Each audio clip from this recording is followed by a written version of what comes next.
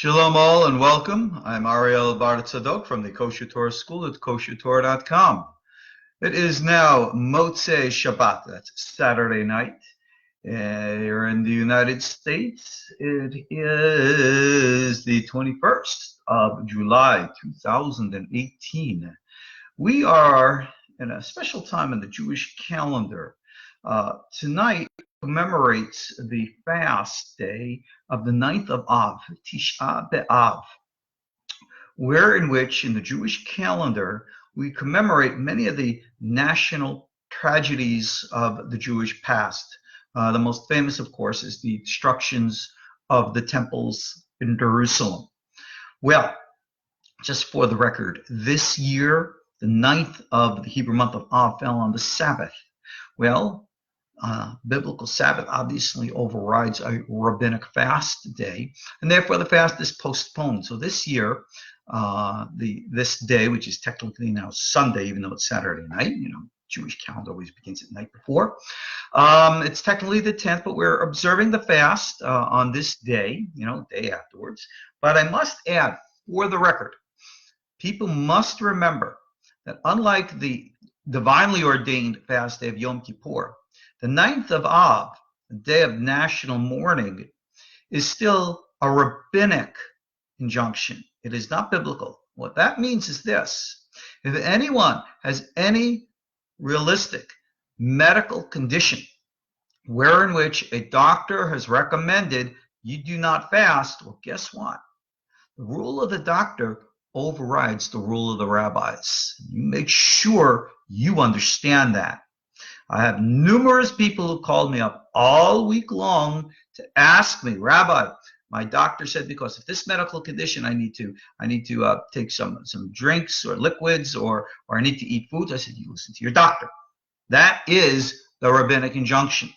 So I must emphasize, all of those of you who are faithful to or observant of the Torah traditional path, and you wish to observe the fast of the 9th of Av, if your doctor tells you, well, fasting might not be the best for you, you listen, period. Don't you try any of this ridiculous, foolish extremisms, well, I'm stronger, or any of this other kind of nonsense, because it's that specific attitude which caused the national tragedies for which we fast on this day. So these are the things that we really need to discuss. I just decided that I was going to entitle this class, this little mini lesson here, the Kabbalah of Karma. Now, karma is a big word everybody is familiar with from its Hindu origins. Most people don't really understand what exactly it means. Well, you can interpret it in the general understanding of what goes around comes around. Well, that attitude is something we find equally expressed by the sages of the Talmud, in which we say, Lefum tzara agra. In other words, according to the efforts you put into something is the rewards you're going to get out of it. Does that not make any sense to anybody? If you plant apple seeds, do you really think you're going to grow pomegranate trees? Come on, let's be realistic and look at the behaviors, the attitudes of how we choose to live our lives. The first of the national tragedies that's associated with this day, the 9th of Av, is the biblical story of the 12 spies went out to the land of Israel, spied it out. You remember, 10 of them come back. They're all spooked out. They're all freaked out. They said, we can't handle this. We can't move forward. They're petrified with fear. Fear, I'm going to use the words from Frank Herbert in Dune. It's the mind killer. It's the little death. And it's so true. Now, when I'm saying fear, I'm not talking about normal, rational, realistic, concerns about an actual situation.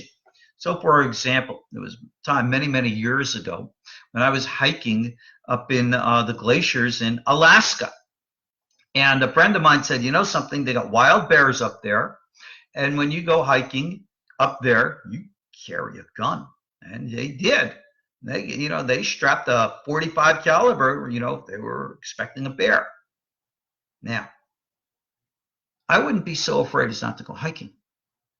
I wouldn't be so afraid as not to pull out a 45 and have to shoot a bear in the brain if I had to.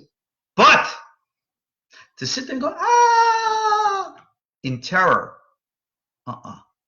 that's unacceptable behavior. Panic is unacceptable behavior. It used to be in the olden days, the good old days. You see somebody with panic, you'd slap them in the face and get a grip. Oh, we can't do that anymore. It's not politically correct. Well, I'm not going to go tell you what I think of political correctness. Whether you're a man, or let me rephrase it, whether you're male or female, let me share with you some wise words in Prophetic Kabbalah again. It said, in a place where there is no man, strive to be a man. Ladies, that is as much a message for you as it is for the males of the species. Remember, the biblical word Adam, which they translate as man, is male and female. We use the word man, not in its sex gender application, but actually to refer to a responsible, mature human being. Ladies, that's as much you, and sometimes more you, than it is the males of the species. That's what it means to be Adam. Well, back in the day, the book of Numbers, you had 10 spies. I'm biting my tongue from what we would normally call them today, all right, who completely wimped out and only had Joshua and Caleb who stood up and said, look, we're tough. We can handle this. Now, remember something. When Joshua and Caleb, and as we see later with the historical reality, nowhere did God go before the nation of Israel into Canaan with laser beams and wiped out all the enemy. All right? It's not like you just walked right in, the enemy just died before you. Nonsense. They had to struggle. They had to fight. And they had to win. Sound familiar? Isn't that the story of all of our lives as well? There's an old saying by Benjamin Franklin that should have been written in our Torah because the sentiment is there. God helps those who help themselves. When you read the story about Abraham, good old patriarch Abraham, Avraham Avinu, God said to him, walk before me and be pure, be simple. What does that mean, walk before me? He says, you go first. I'll follow you. Abraham, you make the decisions. And because you're a decent, righteous, moral human being, I got your back. That is proper mentality of spirituality. So many people sit on their you-know-whats waiting for God to do something for them. God's not going to do anything for you. You go up, you stand up, you do what's right. And stop thinking about what God wants. Start thinking about what God already told us what we need to do. Now, here's the big deal. One of the greatest, in my opinion, religious delusions, problems that people always face is that they think they need to place the needs of God before the needs of their fellow human beings. I cannot tell you how fundamentally wrong that is. The sages say there are two types of commandments, and we can sum up the entire Torah. Those commandments between God and man, and between man and man. And the commandments of man to man take precedent than those over man and God. Some people say, no. Well, yes. Because that is what God has always told us to do. And that is something that we must understand. How we treat one another is the fundamental judgment of how God treats us. There's an old teaching that's brought down by many different sources. When God wants to judge a human being for whatever sins that they do, God places a situation before an individual and watches how that individual observes and then judges that situation and the people therein. God judges that individual by the same criteria of how that individual judges others. Ho, ho, ho! Woe unto us! We are our own judges, and the things that we bring down on our own heads are our own faults. This is karma. This is Kabbalah. And this is why we fast to this day, on this 9th of Av, commemorating the fallen our failures of the past. You see, it doesn't matter whether you're religious or not. It doesn't matter if you believe the biblical stories to be historical or not. It doesn't matter. Simply because the psychological truths of these things are clear and evident, because they're here amongst us today. Fear, panic, the inability to make rational decisions. Now, people, come to our KosherTorah school because we teach Kabbalah. Kabbalah is mysticism. And people think that mysticism is supposed to be the opposite of rationalism. Nothing could be further from the truth. Real mysticism, what do we call it? Expanding consciousness. Well, what do you think consciousness is? Awareness. Awareness means to be aware. Aware is kind of like being rational, understanding, and things like that. It's not this nebulous kind of looking through a cloud. No, it's very clear, understood, crystal, boom. That's rational mysticism. That's what we teach. Now you go look at our KosherTorah motto. What do we say? Making the mystical rational. Try to bring things down to earth. Now you go into the Kabbalah talk about bringing what we call hamshachat hamochin, bringing down the brain powers, right? Going from keter to chokhmah to bina. In other words, everything is in an evolutionary process of becoming rational. Many religious people today, let's be very blunt. Sorry if I'm politically incorrect. Many religious people today are fundamentally irrational. They never seek the rational understandings of what their understandings of religion is. When they think of the future, they think in some type of irrational, almost magical mentality that there's no equation between behavior and consequences. They just think, if I do this, God's going to be happy with it and magic is going to happen. That irrational mentality is the foundation psychologically of that which we have always called in the Bible avodah zarah, or idolatry. Sorry to have to tell you, but many in the fundamentalist extremist camps in Judaism today and other religions as well are all equally guilty psychologically of idolatry without even realizing it, simply because of the way their minds think. And they disconnect from that which the Torah, which God, which nature itself shows us so glaringly to be true. Now, I understand human nature. There are times we come up against situations which, let's be blunt, freak us out, make us panic, all right? It's happened to us all. That's only human.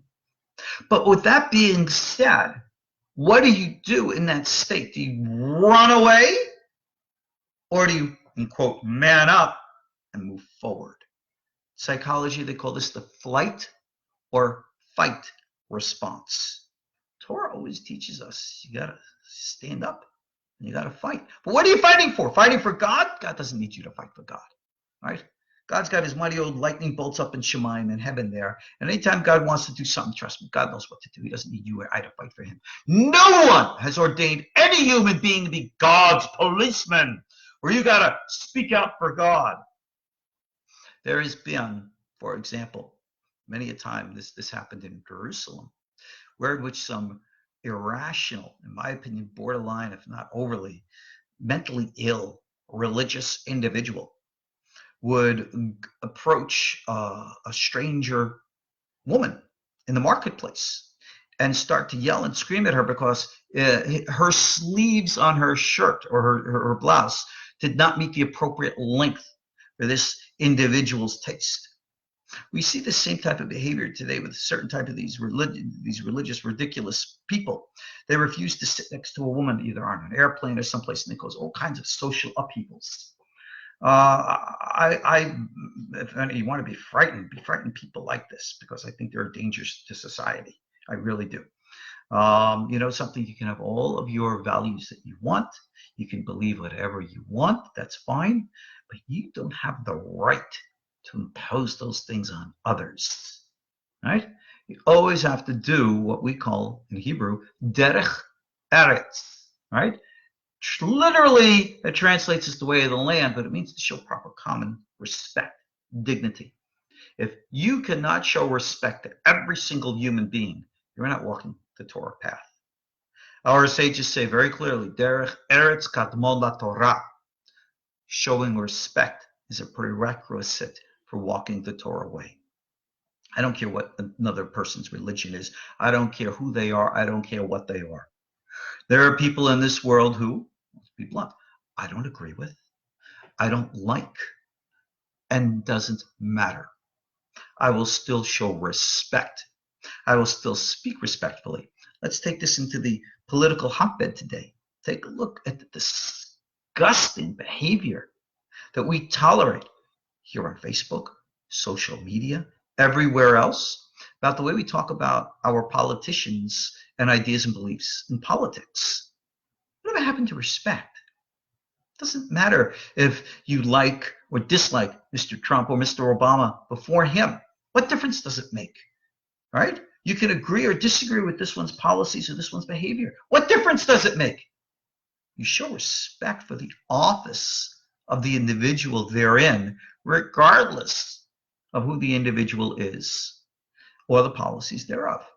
You know, we live in a great society today where we have this opportunity and the ability to speak up and speak out. But with that comes a responsibility. And that responsibility means not to create public havoc, not to cause destruction. Isn't that smart? Yeah.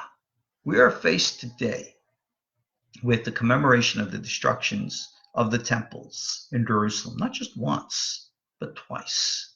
One, first time, 586 BCE by the hands of the Babylonians. Our sages say that the major sin of the day, which led to the consequences of that behavior, was very simple: idolatry. You go back and read the book of Jeremiah. Go see what it was like in the day of Babylon. And idolatry, meaning we're bowing down and worshiping this and that idol. No, that's not what people were doing. It was an attitude of arrogance, this attitude of a magical disconnect between cause and effect. We live in a natural world. Things in this world happen according to natural law. That's the way God made it to be. There's all kinds of Kabbalah and mysticism with that. I don't need to go into it to prove it to you. You should know this. It's common sense, which unfortunately is not so common anymore now, is it? Well, they lost that mentality in the days of the first temple.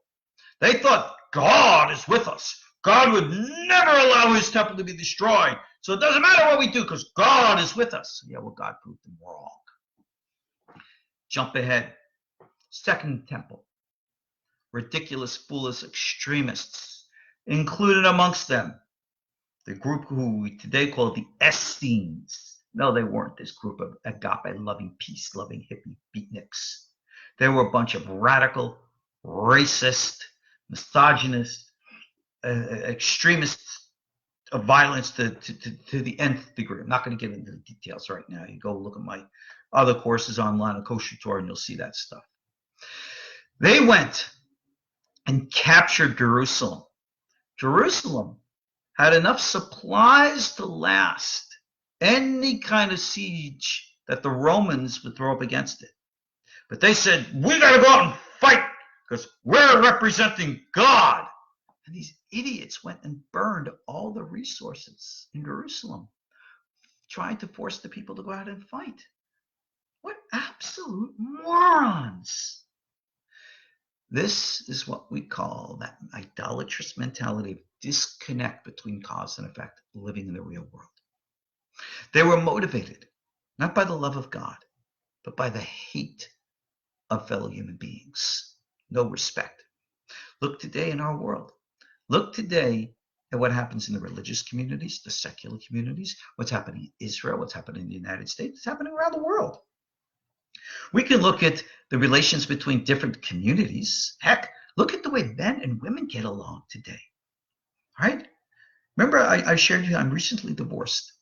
And in my life, I've never really dated. I've never had that opportunity to just interact with new people in that manner outside of my professional framework of being a rabbi. So I started to date. And I'm stunned of how suspicious people are, how frightened they are. They don't want to talk to you. They don't want to meet with you. Everyone goes back to this little texting stuff, and they're very private and they're removed. And, I say, well, what happened like normal stuff? I sit here, I'm perplexed. In my day, when I was younger, when a man went on a date, you could pick up the lady at the house, you take her out for an appropriate, evening or something like that. No shnigia, no yichud, none of that other stuff that other people do. That means we don't do the touchy stuff. We don't go do all that other crazy stuff that some people do. What do they call that today? Hookups? Is that what they call it? No. No gentleman would ever treat a lady like that. You show respect. I don't know. I'm like a dinosaur. All right. I talk this way to people, you hear the crickets outside, symbolically speaking. All right. I'm alone. No one thinks like this anymore. Everyone's so afraid. What the hell happened? What happened over the years that people are so terrified and removed back? Whatever happened to respectful behavior? You want to fast on the 9th of Av? Fast over the loss of respect for fellow human beings. You want to talk about it at the national level? I just mentioned to you an example at the realistic personal level. And don't think there's a separation between one and another. Why? Because the psychology underlying this is the same. And that psychology of separation, division, disrespect, that is what led the people to make the decisions that they did in such a disconnect from realistic rationality, which is the underlying mentality of idolatry, which led to all the devastation that occurred. Essentially, whether it was in the days of the first temple or later repeated in the days of the second temple, what led to the destruction of both temples had nothing to do with God. It wasn't God's punishment. It was good old-fashioned cause and effect, aka, otherwise known as, karma. Lefum tzara agra. What you put in is what you got out. What goes around comes around. This is such an important lesson for our lives. Look at what you, as an individual, put out in your world. Do you live in a world or an outlook, a perspective of fear? Oh, if you're careful, I'm careful, but I trust in God. Remember, like it says in Psalm 23, yea, though I walk through the valley of the shadow of death, I shall fear no evil. Well, the rest of the verse goes in the Bible. But I remember an old poster that I saw back in the 60s that I liked the end of that verse better. So even though it says in the Bible, yea, though I walk through the valley of the shadow of death, I shall fear no evil, for thou art with me. All right, ki atai imadi. All right, I prefer the old way, which states like this. Yea, though I walk through the valley of the shadow of death, I shall fear no evil, because I'm the meanest SOB in that valley. I like that better. That's a Joshua talking. That's a Caleb talking. Someone who has the strength, the resolve, the commitment to walk forward. All right? Do I know fear? I've seen fear in my life. I know it. But I don't panic. I recognize the things that need to be done. Take a step back and you look at it coolly. And you insist to be, you succeed to be rational. That's what most people today lack. Now, I'll wax personal for a moment. I am definitely a man of faith. I live my entire life by what faith is. I believe in God. And I believe that somehow, somewhere, this great grand universe of ours isn't mine to command. Certainly, thank God for that. But somehow, somewhere, I'm still a cog. I'm still part of this great operation. And God very well knows what my needs are as well as the needs of others. So I dedicate our entire KosherTorah school to provide those needs for others. As for my own needs, somehow, somewhere, the universe will provide. Okay? Financially, I'm not a wealthy man. I'm not like many of these other rabbis who gain tens of thousands, hundreds of thousands, millions of dollars. No. But at the same time, I lack nothing. Over the many years since I've dedicated myself to our KosherTorah school, quarter century plus, hey, we're still here. We manage. We manage. Somehow, some way, when some need arises, somehow, some way, everything manages to fall into place. That is how I recognize the hand of God. So I try to do the right thing with every situation that I experience. And when you do that, somehow, somewhere, karma goes around, comes around, the right thing comes back to you. This is a mentality that I share because it works for me, and I believe it'll work for you. We often mess things up because we try to do things that don't need to be done. There's an old saying, if something's not broken, don't fix it. Many of you might be familiar with a Chinese mentality. Comes out of the Taoist tradition called Wu Wei, which means no action. Wu Wei is what we would call in our Torah tradition bitul hayesh, nullification of what is to let God do. In other words, we say, let go and let God. Trust God to do that which only God can do. Or in other words, you do what you can. God will do what you cannot. Let go, let God. People in the days of the Second Temple, they didn't get that message. No, we got to fight for God. We're going to fight the Romans. Well, you go and read the Essenic book of the War of the Sons of Light versus the Sons of Darkness. And guess what? The Essenes lost. They put their all into that great messianic war against the evil Roman Empire, and they lost. Where was God? People have been asking, where is God in the last century? Where is God right now with regards to everything happening in the Middle East? Where was God during the Holocaust? I don't know. God doesn't tell me these things. As much as I would love to go into God's daily, planning meetings for the universe, I've never been invited. Sorry. But, again, that's obviously a metaphor. There is no real such thing like that, please. But the reality is it's simple. We don't understand what happens in the world. We can never really be in charge of everything that happens to us.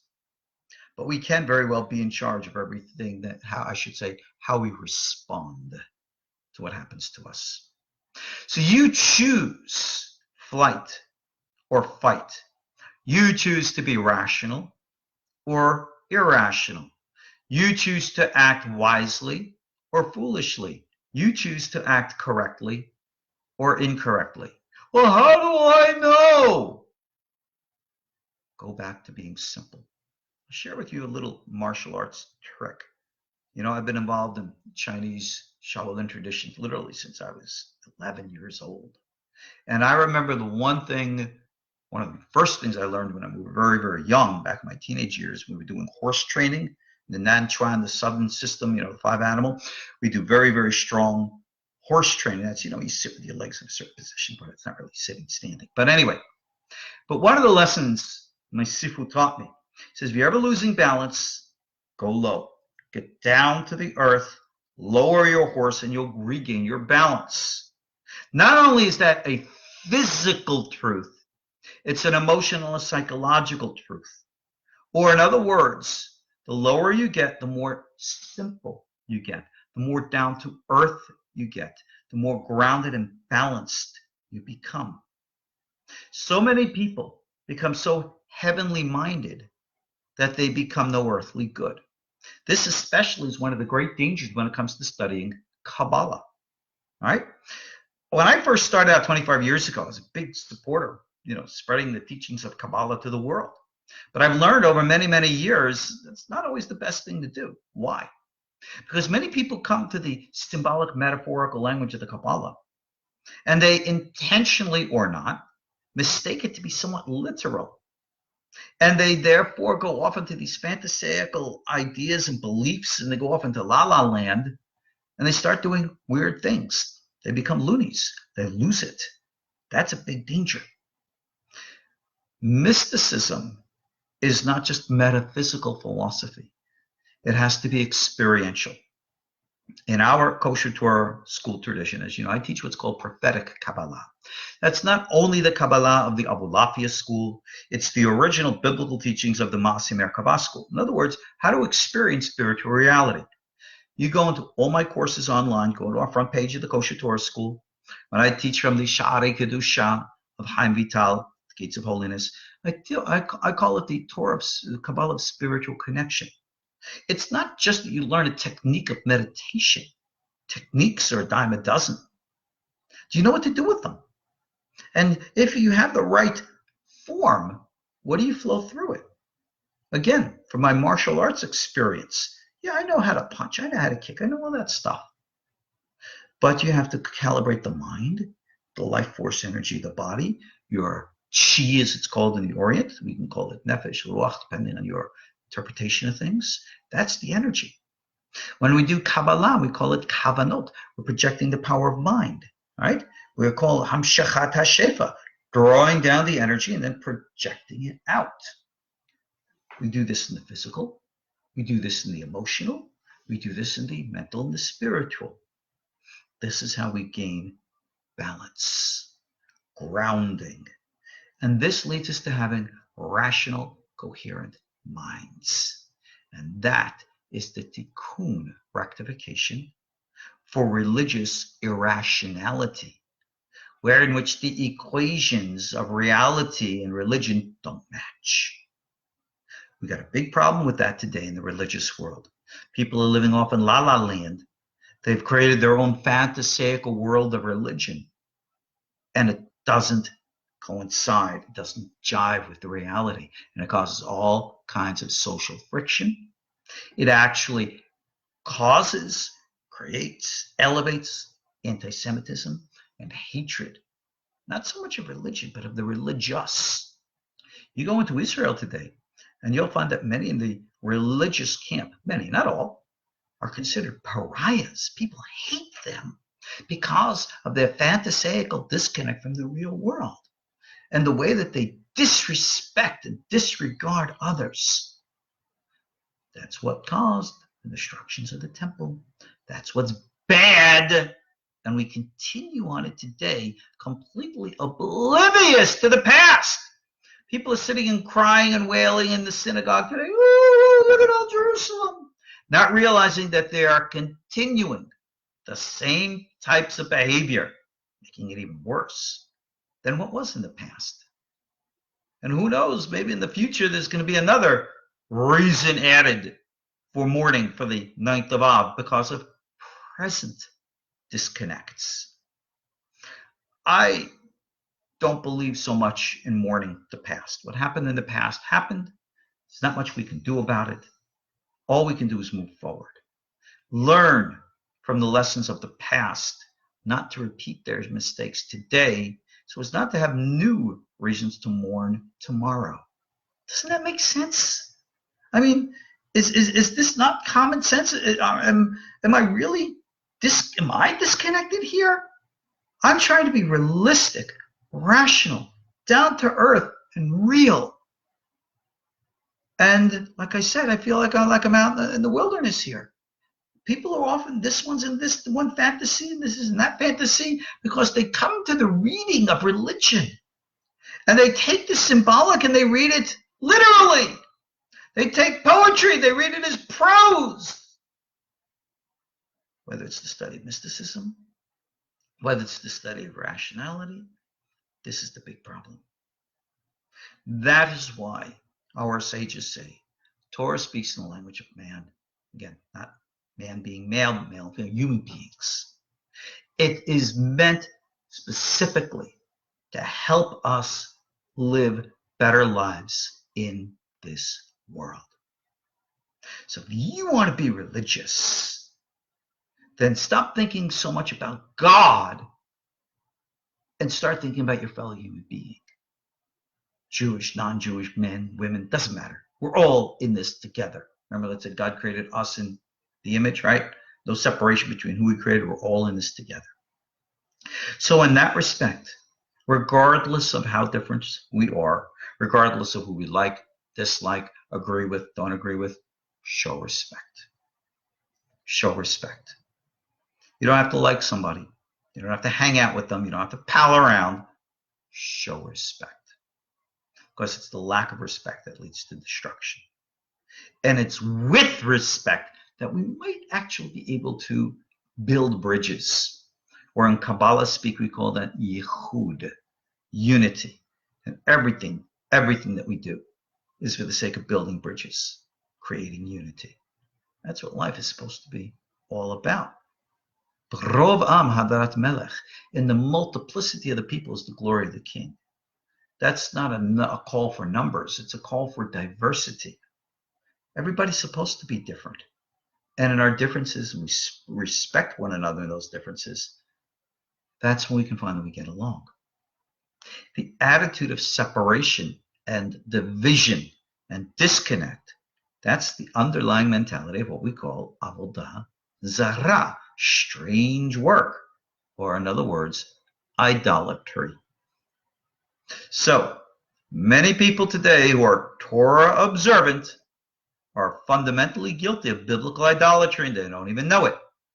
And many people who are not observant of Torah are very much embracing the Torah mentality, the yichud mentality, and they don't even know it. How funny the world is. Get back to simplicity. Get back to normality.